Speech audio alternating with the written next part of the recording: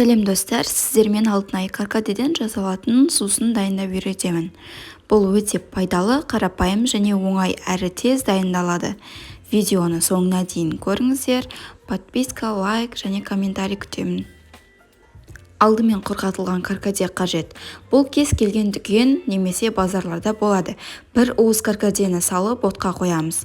Судың температурасы маңызды емес, осылай бір қайнатып аламыз. Бөлме температурасында суып тұндыруға қоямыз.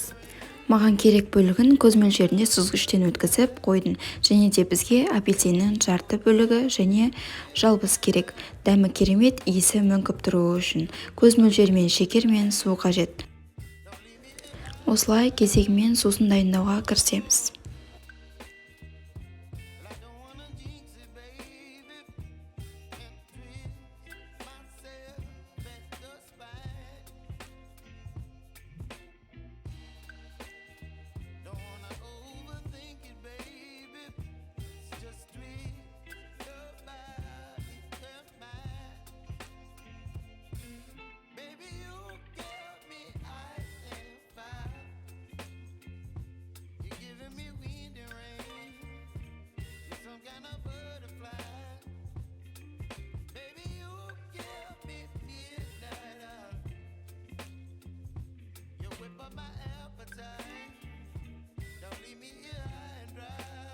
Мінекей біздің каркадеміз дайын болды.